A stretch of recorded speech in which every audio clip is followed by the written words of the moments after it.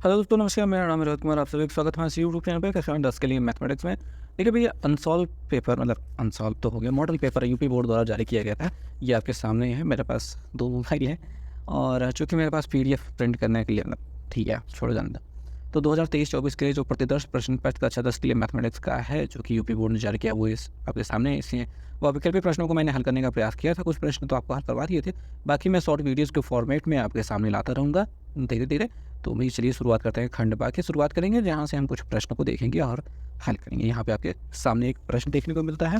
तो प्रश्न क्या है वो देखते हैं कि खंड बा है। इसमें पहला प्रश्न है कि सभी खंड कीजिए। इसमें जितने भी प्रश्न आएंगे सभी करने होंगे। उसका का नंबर जो प्रश्न है वो हमसे कहता है कि भैया कि आप स्पष्ट कीजिए कि 3 गुणित 5, ठीक है, 3 गुणित 5 गुणित 7 प्लस 7 एक भाज्य संख्या है क्यों?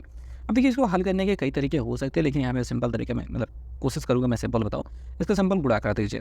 5 तिया 15, 15 सत्ते 105, ठीक है, 105 हो जाएगा, प्लस 7 7 5 12, तो मतलब 112 प्राप्त हो जाएगा। ऐसे आपको प्राप्त हो गया। अब देखिए, ये जो है वो क्या है, गुणनखंड इसका किया जा सकता है। अब 112 का आप गुणनखंड कर सकते हैं। गुणनखंड भी यहीं बगल में कर दीजिए, ज़्यादा कुछ सोचने की ज़रूरत नहीं है। तो बगल में ही गुणनखंड कर रहे हैं और ठीक है। 2 5 6 10, 2 6 12, 2 चौके 8, 2 दूनी है 4, 2 और 16, और 2 से काटेंगे 2 कम 2, 2 चौके 8, 2 से काटेंगे 7, 7 से काटेंगे 1। तो यहाँ पे 2 गुणते 2 गुणते 2 गुणते 2 गुणते 7, ठीक। तो चूँकि संख्या का गुणनखंड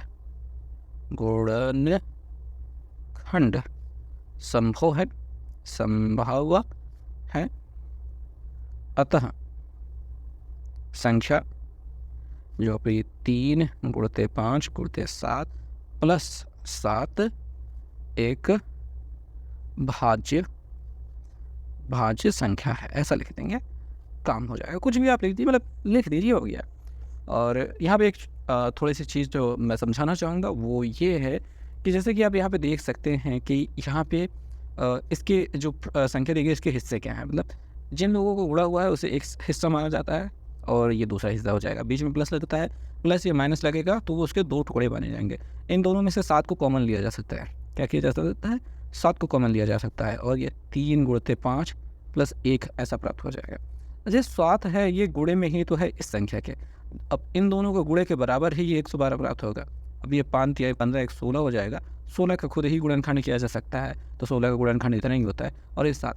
तो कुल मिला के अगर कॉमन लिया जा सकता है 2 पार्ट में हो सकता है, तो वो एक भाज्य संख्या होती है। अगर आपसे कोई पूछे कि ये भाज्य है अभाज्य, तो आप बता सकते हैं तो वो भाज्य है, ठीक है। बट जब प्रूव करना है तो कुछ ऐसा लिख देंगे, काम हो जाएगा। चलिए ठीक है, अगले प्रश्न पे हम आते हैं। अगला प्रश्न हमारे सामने है। संभवतः आपको पीछे शोर सुनाई दे रहा होगा, क्योंकि हमारे पीछे एक पूरी ट्रेन खड़ी है, मालगाड़ी जिसका इंजन चालू है। चूँकि आप जानते हैं मैं रेलवे विभाग में हूँ, तो इतना सब कुछ मुझे झेलना पड़ता है। आगे चलते हैं कि तो इसमें दिया गया है कि यदि आपके पास कॉट थीटा बराबर 7/8 हो, तो हमको दिया गया है कि कॉट थीटा बराबर है 7/8। तो भाई बात ये है कि लगा देंगे अपना ये एक चित्र, यहाँ पे बना देंगे थीटा और यहाँ पे लिख देंगे ए बी, यहाँ पे सी, और देखिए लिख देंगे कॉट थीटा बराबर 7/8 और यहीं बगल में लिख लीजिएगा लाल बटे कक्का, ठीक, लिख दीजिएगा साइन कॉस टेन कॉट, आधार बटे लंब। क्या होता है ये? आधार बटे लंब होता है। आधार है ये 7, लंब है ये 8, ठीक। अब लिख दीजिएगा पाइथागोरस प्रमेय, पाइथागोरस प्रमेय, ठीक है। तो हमारा जो ए सी है स्क्वायर बराबर a b square plus b c square हो जाएगा। ए बी कितना है 7 और ये कितना है 8। ये 7 7 49, 8 8 64, जोड़ देंगे 9 4 13 और 6 4 10 1 11। तो ए सी स्क्वायर बराबर इतना मिल रहा है। ओके ओके, तो ए सी बराबर हो जाएगा √113। इतनी होगी बात है। अब क्या होगा, हमें चाहिए किसका मान? हमें चाहिए इसका मान, हाँ कितना, 1 plus sine theta 1 minus sine theta 1 plus cos theta 1 minus cos theta, इसकी वैल्यू चाहिए। अच्छा, यहाँ पे एक छोटी सी बात है कि यहाँ पे a plus b a minus b के हिसाब से देखा जाए तो a square minus b square हो जाएगा, और यहाँ पे भी a square minus b square हो जाएगा स्क्वायर। ठीक, तो यहाँ पे एक स्क्वायर का मान एक ही होता है साइन थीटा। साइन थीटा का मान क्या होता है? अब यहाँ पे अगर इतना हल किए हो तो यहीं बगल में लिख लेना साइन थीटा बराबर, या फिर नीचे लिख लेना, कोई दिक्कत नहीं। मतलब आपके पास कॉपी चौड़ी वाली रहेगी, एक तरफ इसको लिख देना, एक तरफ उसको लिख देना, कोई दिक्कत नहीं, सब सही बात रहेगी। तो साइन थीटा बराबर लंब बटे कर्ण होता है। लंब बटे कर्ण, लंब इतना है, कर्ण आपको 100 अंडर रूट 113 मिल गया। 8 बटे 100 अंडर रूट 113 इतना हो गया। और ये कॉस की भी ज़रूरत है तो कॉस थीटा बराबर लिख देना, ये आधार बटे कर्ण होता है, आधार बटे कर्ण 7 बटे अंडर रूट 113 इतना हो जाएगा। तो यहाँ पे साइन वाले की वैल्यू 8 बटे अंडर रूट लगाना भूल गया मैं, 113 इसकी घाते 2, इस घाते 2 होने की वजह से, और 1 माइनस ऐसे ही कॉस की वैल्यू जो 7 बटे अंडर रूट 113 थी वो लिख दिया, और स्क्वायर इस घाते 2 की वजह से। ठीक है, और आपके पास काफ़ी लंबी नीचे मतलब कॉपी रहेगी, वो नीचे तक जाएगा, आराम से प्रोसेस जारी रखिएगा। ठीक है, तो या फिर ऐसे वाली लंबी भी हो सकती है, तो आप इसको इस सीक्वेंस में आगे की ओर बढ़ते हुए भी हल कर सकते हैं, कोई दिक्कत वाली बात नहीं, किधर की ओर भी हल करें सब चलता है। तो 1 माइनस 8 64 बटे ये 113 हो जाएगा, क्योंकि उसका वर्ग तो अंडर रूट वाली संख्या का वर्ग वही संख्या हो जाएगी, मतलब अंडर रूट हट जाएगा, खाली 113 लिखा जाएगा। और यहाँ पे 1 माइनस 7 सते 49 और ये 113 रह जाएगा। 113 करने में 113 माइनस 164 हो जाएगा। यहाँ पे घटाओगे तो 49 मिलेगा। ठीक है, घटा लेना। देखो 49 और 64 को जोड़ने पर 113 मिलेगा, तो 113 करने में 113 में से 64 गया, 49 मिलेगा, 49 बटे 113। ठीक, इस बराबर के चिन्ह को बाद में बनाया करो यहाँ पे। तो यहाँ पे 113 का नाम 113, 49 घटाएंगे 64 बटे 113। यहाँ पे मैं डायरेक्ट क्यों कर रहा हूँ? क्योंकि मेरे पास जगह की कमी है। 113 कट जाएगा, ये 49 बटे 64 मिल जाएगा, यही आपका आंसर हो जाएगा। ओके, और अगला जो प्रश्न है आप उसको देखने का प्रयास करते हैं। ये भी प्रश्न बहुत आसान सा है। गा नंबर प्रश्न है, कह रहे हैं कि दो घनों जिनमें से प्रत्येक का आयतन 64 सेंटीमीटर क्यूब है के संलग्न फलकों को मिलाकर एक ठोस बनाया जाता है, जिससे घनाभ प्राप्त होता है। घनाभ का पृष्ठीय क्षेत्रफल ज्ञात करना है। बहुत सिंपल सी बात है। तो हमें दिया गया है घन का आयतन, वो क्या दिया गया है? 64 सेंटीमीटर क्यूब। अब देखो घन के आयतन का सूत्र क्या होता है? वो होता है ए क्यूब बराबर हो जाएगा 64 सेंटीमीटर क्यूब। ए बराबर क्या हो जाएगा? क्यूब रूट घनमूल 64 सेंटीमीटर क्यूब का। अब 4 चौक 16 चौक 64 होता है, जिसको पता है वो तुरंत लिख देगा 4 सेंटीमीटर इसकी भुजा हो जाएगी। 4 चौक 16 चौक 64 होता है। ठीक है, जिसको नहीं पता है वही याद करे भाई, रटे इतना तो आपको रट ही लेना चाहिए। अब इतने समझदार व्यक्ति हो ही। ठीक, अब एक चित्र भी बना दो ताकि पता भी चले कि भाई आपको पता है कि घनाभ कैसे बनता है, कुछ ऐसा। ठीक, ये 4 सेंटीमीटर ऐसे रहेगा, 4 सेंटीमीटर ऐसे रहेगा, ये 4 सेंटीमीटर रहेगा, और इसकी हाइट भी 4 सेंटीमीटर, ये 4 सेंटीमीटर इसके क्या बोलते हैं चौड़ाई हो जाएगी, ऊंचाई। तो हमें जो प्राप्त हुआ है वो घनाभ प्राप्त हुआ है, घनाभ। ठीक, तो घनाभ की जो लंबाई हो जाएगी वो देख लेते हैं। लंबाई L बराबर हो जाएगा 4 + 4 बराबर 8 सेंटीमीटर। ठीक, टोटल ये 8 सेंटीमीटर। और चौड़ाई देख लो। अब चौड़ाई B बराबर हो जाएगा वो 40 सेंटीमीटर रहेगा, और ऊंचाई H बराबर हो जाएगा वो भी 4 सेंटीमीटर ही रहेगा। अब इन्होंने इसका पृष्ठीय क्षेत्रफल पूछा था। क्या पूछा था? पृष्ठीय क्षेत्रफल वो होता है 2LB + BH + HL, यही होता है। तो 2 लग जाएगा। LB माने L है 8 × 4 + BH यानी 4 × 4 + HL यानी 4 × 8, इतना हो जाएगा। सब यही देख के ये छापा है। ठीक, तो यहाँ पे 2 8 चौक 32 + 4 चौके 16 + 8 चौके 32 जोड़ देते हैं। ठीक है, जोड़ देते हैं। तो 2 2 4 6 4 10 हासिल लगी 1 3 3 6 1 7 1 8 × 2 160 सेंटीमीटर स्क्वायर। चूँकि ये पृष्ठीय क्षेत्रफल है तो सेंटीमीटर स्क्वायर मिलेगा, और बस बात बन गई, और कुछ नहीं करना है इसमें। चलो फिर अगले प्रश्न पर चलते हैं। अगला प्रश्न यहाँ पर दिखाई दे रहा है, निम्न आंकड़ों का मान ज्ञात कीजिए। आंकड़े दिखाई दे रहे, वर्ग अंतराल यहाँ पे दिया गया है, बारंबारता दी गई है।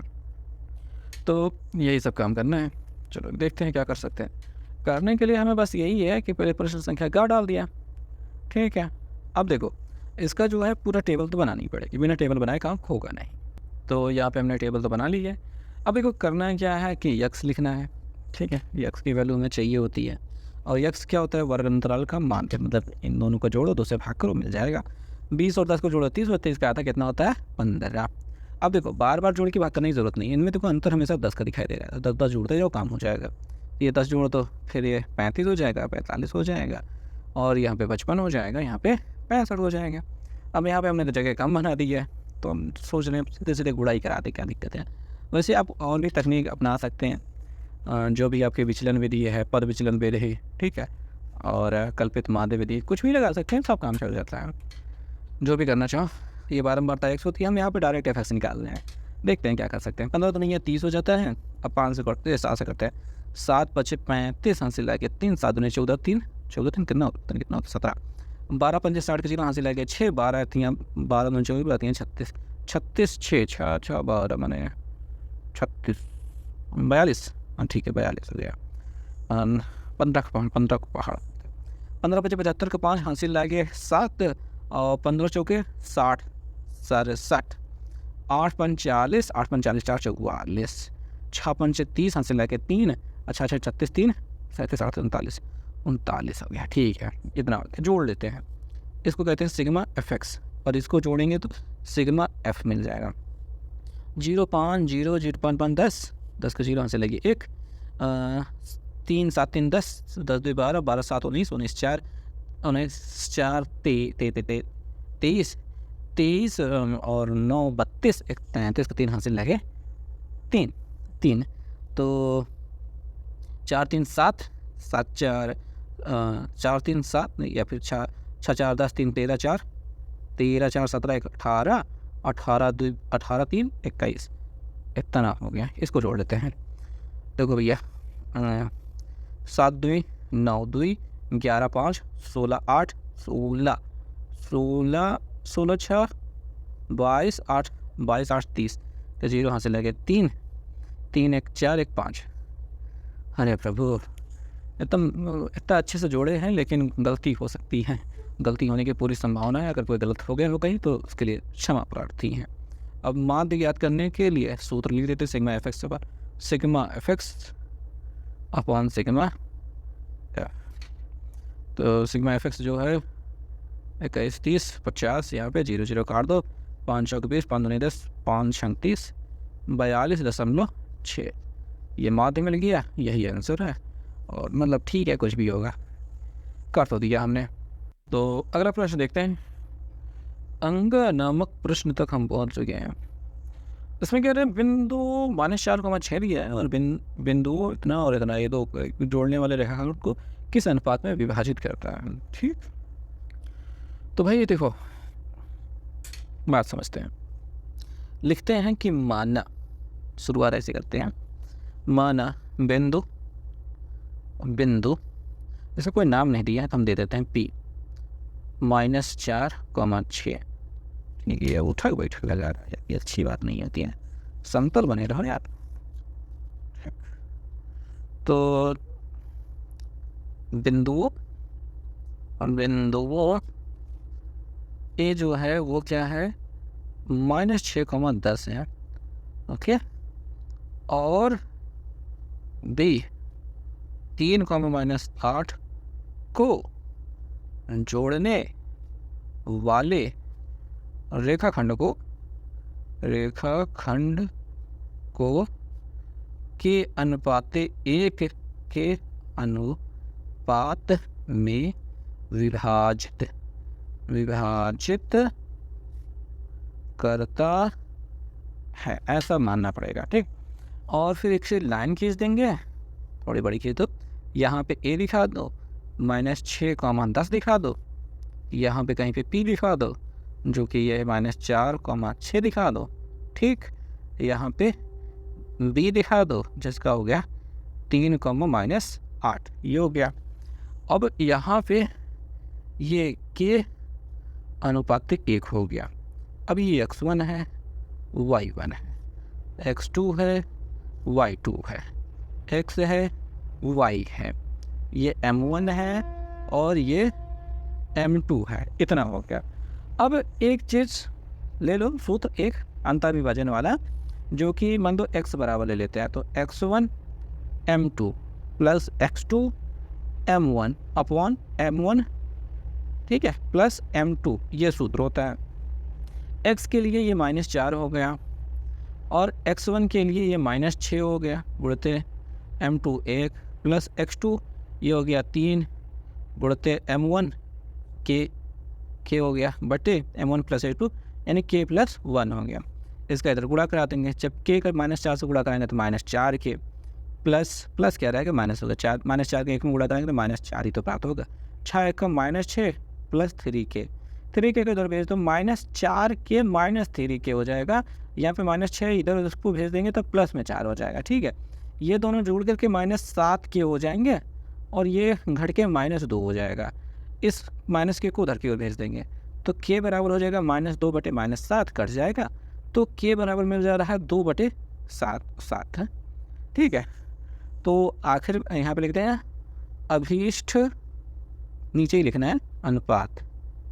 अभीष्ट अनुपात मतलब वह अनुपात जो हमें प्राप्त करना था वो 2:7 है, यानी 2:7, ये आंसर हो जाएगा। कुछ इस प्रकार से करना होगा। इसमें y वाला सूत्र लिखने की ज़रूरत नहीं है, y वाले से करेंगे तब पर भी 2:7 ही प्राप्त होगा, ठीक है। तो चलता है, सही है। तो अब यह इस खंड का लास्ट प्रश्न है, जिसे हम चा प्रश्न कहेंगे, पहले का चा, जिसमें कह रहे हैं कि x और y में एक ऐसा संबंध ज्ञात कीजिए जो बिंदु x और y और बिंदु तत्व से समदूरस्थ है, ठीक। तो समदूरस्थ है यानी समान दूरी पर स्थित है। तो यहाँ पे यही होगा, यदि बिंदु, ये कौन है, इसको P ले लेते हैं, यहाँ पे लिखना पड़ेगा माना। क्यों मान रहे हैं, क्योंकि हम यहाँ पे इनके नाम तो दिए नहीं है, हमने अपने हिसाब से नाम दिया है जबरदस्ती, इस वजह से माना बिंदु P जो कि है x, y, बिंदुओं, इसका नाम हम देंगे A, 3, 6 तथा माना यदि बिंदुओं A और तथा B -3, 4 समदूरस्थ है, दूरस्थ है, तो वो तब P से A की दूरी यानी PA बराबर होगा P से B की दूरी यानी PB, ये दोनों से बराबर होगा, यानी P ही वह बिंदु है जो A और B दोनों से समान दूरी पर स्थित है, तब PA और PB ऐसा होगा। अब इनका वर्ग जो होगा PA² भी बराबर होगा PB² के, क्यों कि मतलब यहाँ पे जब संख्याएं समान है तो उनका वर्ग भी समान होगा। अब दूरी का सूत्र आप जानते ही हैं, ठीक है, D बराबर होता है √x1 - x2 whole square plus y1 - y2 whole square. बहुत से बच्चे इसमें मुझसे नाराज़ हो जाते हैं, कहते हैं सर किताब में दिया होता है x2 - x1 y2 - y1, पर बच्चे थोड़ा ध्यान से अगर देखोगे तो ये वाला सूत्र भी एक जगह लिखा रहता है, वहीं में जहाँ पे वो समझाया जाता है वहीं पे ये भी लिखा होता है। और अगर ना भी लिखा हो तब पर भी काम करता है यार, इसमें कोई दिक्कत वाली बात नहीं है, ठीक है। कोई कंपलसरी थोड़ी ना है कि x - 3 करो, y - 6 करो तभी काम करेगा, 3 - x और 6 - y कर दो तब पर भी काम करता है यार, कोई दिक्कत थोड़ी ना है, दूरी तो तब पर भी निकलेगी। तो दूरी धनात्मक या ऋणात्मक नहीं होती है, मतलब ये क्या बकवास कर रहा हूँ, मतलब बहक गया थोड़ा सा, छोड़ो आगे चलते हैं। P से A की डिस्टेंस लेनी है तो हम क्या करेंगे, x - 3 whole square plus y - 6 whole square कर रहे हैं, √ नहीं लगा रहा हूँ क्योंकि अगर D² लिया जाए तो x1 - x2 whole square plus y1 - y2 whole square प्राप्त होता है, इस वजह से यहाँ पे ये है, ये भी साथ में लिख देंगे तो भी अच्छी बात हो जाएगी। बराबर PB, P से B की दूरी x माइनस, ठीक है, x माइनस प्लस हो जाएगा 3 whole square plus y - 4 whole square. अच्छा, ये मुझे संकोच रहता है कि यहाँ पे प्लस डायरेक्ट कर सकते हैं कि नहीं, तो कर सकते हैं यार, कोई दिक्कत की बात नहीं है, मुझे नहीं लगता कि इतना ज़्यादा टेंशन लेने वाली बात कोई होगी।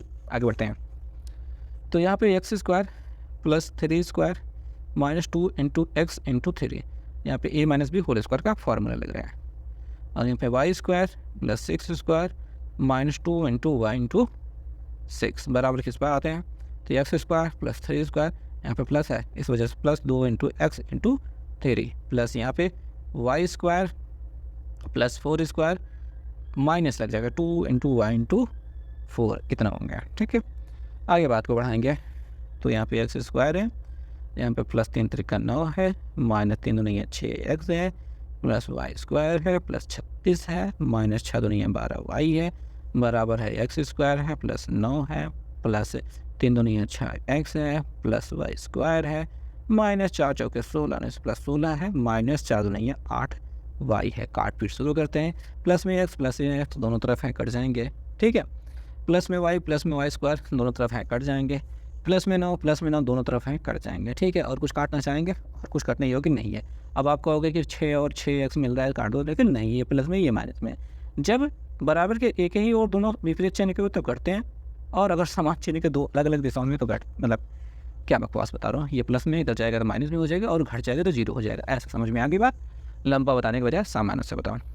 माइनस 6x है, माइनस 12 वाई है, 36 ही एक के लिए बचा इधर, तो प्लस में 36 लिख लेते हैं, माइनस 6x हो जाएगा, ये प्लस में 8 वाई हो जाएगा, 16 इधर आने के बाद माइनस 16 हो जाएगा, बराबर 0, उस पर कुछ नहीं बचा है। Minus 6x minus 12x minus 12 y plus 8 y, ये प्लस माइनस में घट जाएंगे, 12 में से 8 गया 4, 12 बड़ा इसलिए माइनस 4 वाई हो जाएगा, 36 में से 16 घट जाएगा, प्लस में 20 बच जाएगा, बराबर 0 हो रहा है। यहाँ पे दोनों संख्याएं सभी संख्याएं 4 से कट जा रही हैं, तो हम 4 से भाग देंगे, लेकिन हमें चाहिए यहाँ से माइनस गायब हो, तो हम माइनस 4 से भाग दे देंगे, जिसकी वजह से यहाँ से माइनस हट जाएगा। 4 से भाग देंगे, 4 के बड़ा 3x, 4 से इसमें भाग करेंगे तो 1 बचेगा, 1 वाई मतलब केवल वाई लिखा जाएगा, माइनस से भी भाग हुआ है तो इस वजह से प्लस हो जाएगा, इस माइनस से भाग होने की वजह से ये माइनस में हो जाएगा, 4 पंजे 20 यानी 5 हो जाएगा, बराबर 0। ऐसे में एक संबंध बनता है, या फिर आप कह सकते हैं कि 3x प्लस वाई बराबर 5 होगा, ये एक संबंध कहा जा सकता है। तो ये एक संबंध स्थापित हो चुका है, आंसर हो चुका है, ठीक है। तो इसी के साथ ये वीडियो यहीं पे समाप्त।